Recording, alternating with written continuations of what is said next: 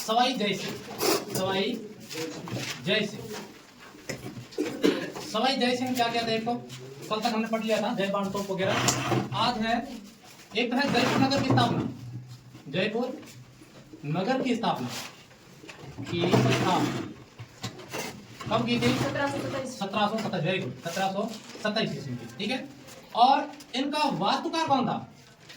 वास्तुकार विश्व का पहला शहर जो वास्तुकार विधि से बसाया गया। इनका जो वास्तुकार था विद्याधर भट्टाचार्य, विद्याधर भट्टाचार्य। ये कौन था इसका? वास्तुकार। और नींव किसने रखी थी?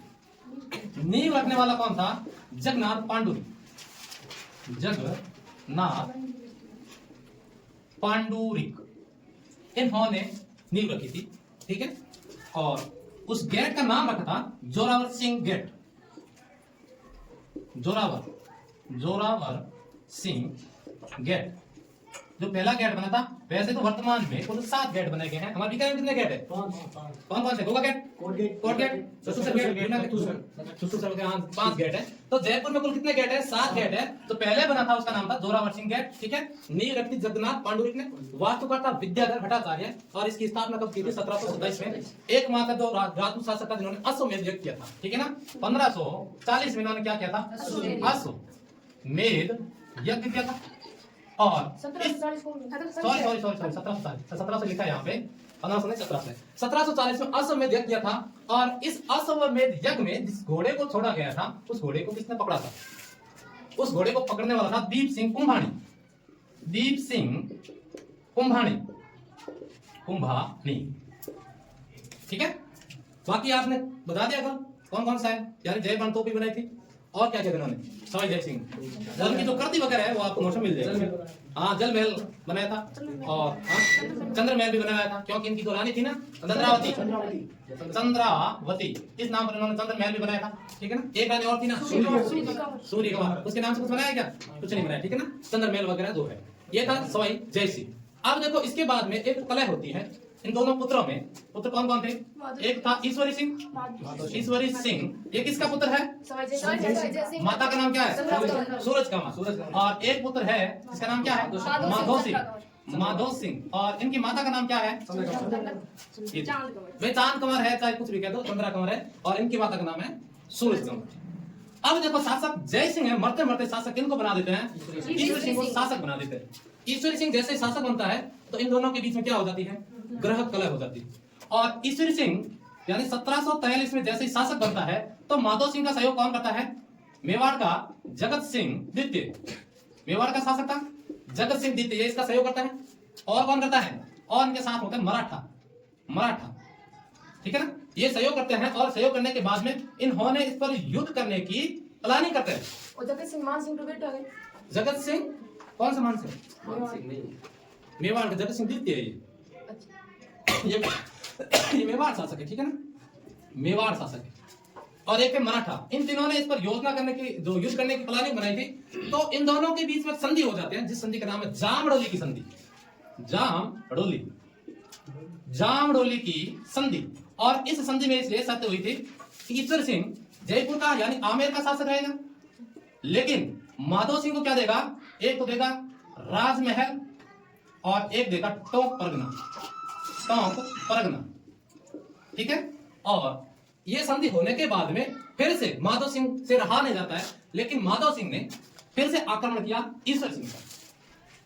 उसमें भी कौन थे? माधो सिंह थे, जगत सिंह थे और मराठा भी थे। इन तीनों ने मिलकर के फिर से इनको आक्रमण करते हैं। तो इस आक्रमण का नाम है राजमहल का युद्ध, ठीक है ना, राजमहल का युद्ध ये। और इस युद्ध में विजय किसकी होती है? ईश्वर सिंह की विजय होती है, ठीक है ना। विजय कौन होता है? विजय कौन से युद्ध में? राजमहल के युद्ध में। और इस युद्ध के उपलक्ष्य में ईश्वर सिंह किसका निर्माण करते हैं? ईश्वर लाट या सरगासुली, एक था ईश्वर लाट या सरगासुली, ये एक कोई इमारत वगैरह बनाता है, ये बड़ा महल है जिसका नाम है ईश्वर लाट या सरगासुली। ये प्रश्न पूछा गया है। ईश्वर सिंह ने राजमहल के युद्ध में किसका निर्माण किया था? ईश्वर लाट या सरगासुली। उसके बाद में माधो सिंह फिर से युद्ध करता है, भाई हार गया तो भी ये हार नहीं मानता है और एक बार और युद्ध करता है और उस युद्ध का नाम है बगरू का युद्ध। बगरू का युद्ध, ठीक है, ये युद्ध होता है। और इस युद्ध में विजय किसकी होती है? बगरू के युद्ध में विजय माधो सिंह की होती है। ईश्वर सिंह क्या हो जाता है? पराजित। और पराजित होने के बाद में फिर भी यह निश्चय किया जाता है, इन दोनों के बीच में संधि होती है कि ईश्वर सिंह अब क्या करेगा। पहले तो राजमहल और टोंक दे रखा था, अब इसके आसपास में जो भी क्षेत्र है थोड़ा सा इनका क्षेत्र में विस्तार कर दिया था, क्षेत्र में विस्तार, ठीक है। और साथ साथ में क्या किया इन्होंने? माधव सिंह ने कहा कि हम मराठा को लेकर के आप पर आक्रमण करवाया था, तो इसलिए मराठाओं के जो पैसे बकाए हैं उस पैसों को देना आपको होगा। तो ईश्वर सिंह ने पहली शर्त में 10 लाख रुपए दे दिए थे। कुल 40 लाख रुपए देने थे, 10 लाख रुपए इन्होंने नकद दे दिए थे मराठों को, और बाकी जो पैसे हैं उनको किस्त देना तय किया था। लेकिन ईश्वर सिंह नहीं दे पाया था। नहीं दे पाने के कारण मराठा माधव सिंह के पास में जाते हैं और माधव सिंह को कहते हैं कि आपका भाई ईश्वर सिंह हमें पैसे नहीं दे रहे। तो माधव सिंह कहा कि हमने तो आपके सामने कह दिया था विषय करा दिया, नहीं जाना, ये जाना था, काम जाना है। तो ईश्वर सिंह की व्यवस्था न होने के कारण ईश्वर सिंह एक आपातकाल मीटिंग भी बुलाते हैं सभी राज परिवार को, लेकिन इन पैसों की व्यवस्था न होने के कारण ईश्वर सिंह अपने पूरे परिवार को लेकर के कहां जाता है? ईश्वर लाट या सरगासुली पर चढ़ करके ऊपर से कूद करके आत्महत्या कर लेता है। हाँ, ईश्वर सिंह ईश्वर लाट या सरगासुली पर चढ़ करके और नीचे कूद करके आत्महत्या कर लेता है। कौन कौन करता है? ठीक है ना। तो ये 1743 से 1750 तक, यानी 1750 में ईश्वर सिंह आत्महत्या कर लेता है। और अगला शासक कौन बनेगा? माधो सिंह। दूसरे युद्ध जो बगरू का युद्ध हुआ था ना, बगरू के युद्ध में माधो सिंह की विजय होती है, ठीक है ना। ये था 48 में, 1748। सवाई जय सिंह अश्वमेध यज्ञ करियो कि घोड़ों पकड़ी तो दीप सिंह कुंभानी अद्भुत शासकों में अश्वमेध यज्ञ करने वाला यही था, अंतिम शासक मान लो, ठीक है। और अश्वमेध यज्ञ किया था उनके घोड़े को दीप सिंह कुंभानी ने पकड़ा। हाँ, युद्ध करी, लेकिन कुंभार परिवार हार जाता है। युद्ध पूछ बगरू को पूछ सके या राजमहल का युद्ध? माधो सिंह ये जैसा ही शासक बनता है, इनके भाई की तो मृत्यु हो जाती है, ठीक है। और शासक बनने के बाद में इनके सामने एक समस्या होती है, मराठा, ठीक है। क्योंकि मराठा पैसे मांग रहे थे ना ईश्वरी सिंह से, ईश्वरी सिंह। तो ये मराठा अब माधव सिंह के पास जाते हैं कि ईश्वर सिंह की मृत्यु हो गई है, तेरे भाई के पैसे तेरे को देने पड़ेंगे। तो एक बार माधव सिंह ने मना कर दिया था। फिर इन दोनों के बीच फिर से संधि होती है, दोनों के बीच में, मराठा और माधव सिंह के बीच में। तो माधव सिंह 10 लाख रुपए देता है, ठीक है। लेकिन यहाँ तक ब्याज कर 80 लाख रुपए कर दिया था, 80 लाख देगा। तो 10 लाख रुपए दे दिए, फिर भी मराठा नहीं माने। और नहीं मानने पर मराठा क्या करते हैं? जयपुर में प्रवेश कर देते हैं। जयपुर में जैसे ही मराठा जयपुर में प्रवेश होते हैं, तो माधव सिंह ने सातों के सातों गेट बंद करवा दिए, पूरे के पूरे गेट बंद करवा दिए और कत्ले आम करना शुरू कर दिया। कत्ले, हाँ, मराठों को। और कहा जाता है कि 1500, लगभग 4000 मराठा थे, और इनमें से 4000 में से 1500 की तो मौत हो गई, 1000 घायल हो गए। 1500 की मौत, 1000 घायल, और 1500 वहां से भाग जाते दीवारों से टूट। एक बार ना बीकानेर में भी हुई थी, जिला कलेक्टर है, जिला कलेक्टर के कोई डूंगर कॉलेज में हड़ताल हुई, ठीक है। तो अभी मैं भी शामिल था, ठीक है, मैं तो गाड़ी में बच गया था, नहीं तलर खा लेता कला, यानी बात समझा यार। एसएफआई की पार्टी है, national student federation of India नाम है, चुनाव। तो कोई मांग होती है, मांग ध्यान को नहीं भूल भुला गया। तो बता जिला कलेक्टर घेराबंदी करियो, थोड़ी देर समझाया, मान्या कौन जिला का जगह कलेक्टर ऑफिस में चारों तरफ गेट है, और थोड़ी देर गेट बंद कर दिया और शहद काटना आ गया, शहद काटना शुरू किया, ताजरा मारे अगला वो सेम ही कौन करी? माधव सिंह। यानी मराठा ने माधव सिंह से पैसे मांगे, ईश्वर सिंह से मांग रहे थे मराठा, ठीक है। क्योंकि इन्होंने युद्ध में, हर युद्ध में मराठा ने माधव सिंह का सहयोग किया। सहयोग करने का कारण क्या है? इनका तो धन कमाना है, ये तो पैसों से जाते थे मराठा, युद्ध करवाना, पैसा दो खर्चा चल जाओ। और ये पैसे बाकी थे ना, तो पहले तो माधव सिंह ने मराठाओं को 10 लाख रुपए दे दी थी, लेकिन मराठा ने ब्याज सही रुपए कितने कर दिए थे? लगभग 80 लाख रुपए का आसपास में, पैसे कोई नहीं पूछेगा। तो उसके बाद मराठा वापस जयपुर में प्रवेश करते हैं और कहते हैं कि हमें पैसे देने पड़ेंगे। माधव सिंह ने पहले कुछ नहीं कहा था, 4000 मराठा जयपुर में प्रवेश कर गए थे। जयपुर में या किले रहे? जयपुर में, जहाँ पर बीकानेर है ना, मेन बीकानेर का है, जूनागढ़ आसपास कोर्ट गेट की तो दूर रहे, मतलब पूरे जयपुर 7 गेट। हाँ, पूरे जयपुर। पहला क्षेत्र कम ही हो, तो परकोट ही हो तो पहला, ठीक है। जहाँ बीकानेर जूनागढ़ है, कोर्ट गेट वगैरह है, गेट बनो रहे, तो ये सेम ही गेट था, 7 गेट अंका करवा दिया, बंद करवा दिया। मराठा के था 4000 में 1500 जन तो मौत रे घाट उतार दिया, 1000 हो गया घायल और 1500 भाग गया, ठीक है। लेकिन माधव सिंह भी ज्यादा समय तक नहीं रहता। माधव सिंह और क्या कहता, माधव सिंह के पिता सवाई जय सिंह ने महल बनाया था, कल मैंने बताया था ना, एक गोमिया के नाम पर महल है, 10 सिंह का ये नाहर सिंह यानी नाहरगढ़, नाहरगढ़। ये जो दुर्ग है सवाई जय सिंह ने बनवाया था इनके पिता ने। लेकिन इस दुर्ग के अंदर माधव सिंह की 9 रानियां थी, मात्र 9 रानियां, और 9 रानियों के लिए इस महल के अंदर उन्होंने 9 एक जैसे क्या बनाए थे, महल बनाए थे। 9 एक जैसे महल बनाए थे, महल बनवाया, ठीक है। और इसके बाद में यानी 1750 से 1768 तक इनका कार्यकाल रहता है। और उसके बाद में माधव सिंह के बाद एक बीच में शासक था पृथ्वी सिंह, उनका कोई कार्य नहीं रहता है। और उसके बाद में एक अलवर का था प्रताप सिंह, सवाई प्रताप सिंह, ये इन्हीं का वंशज है, ठीक है ना।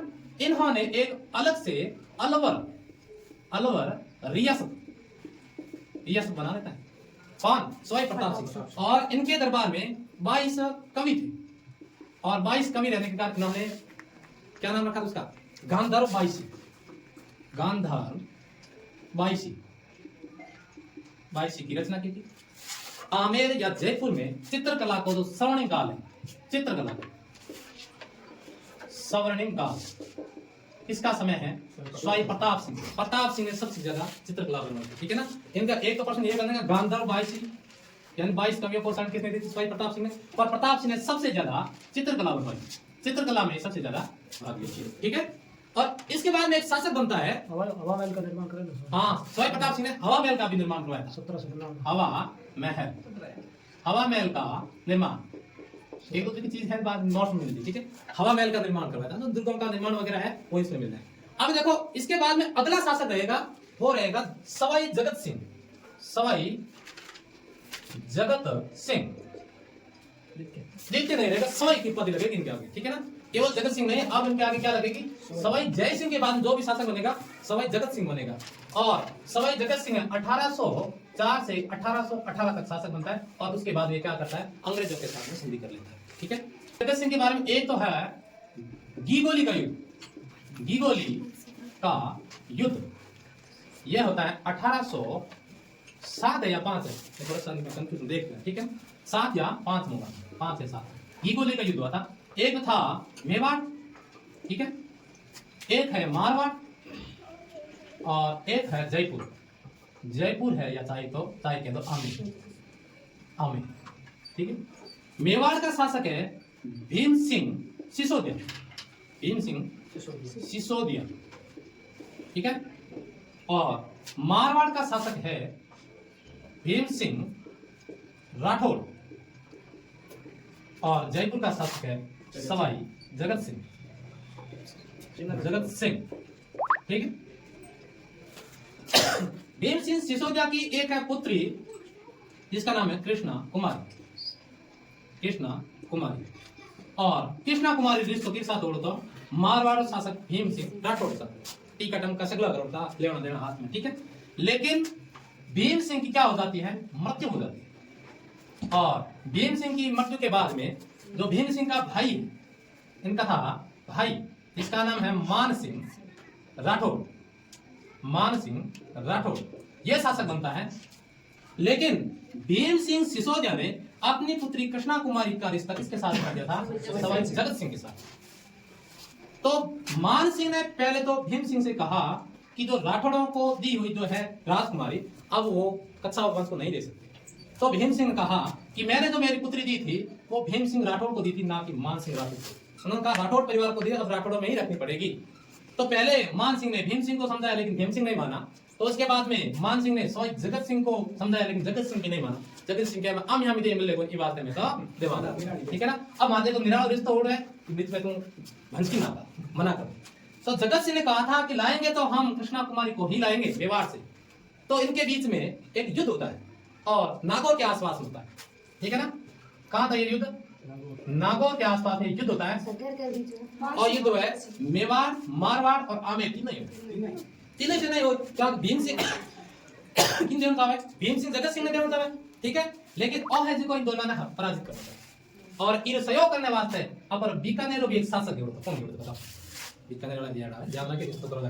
तो बीकानेर शासक था, बीकानेर का शासक उसका नाम था सूरत सिंह, सूरत सिंह, आखिरी शासक ठीक है ना। हाँ?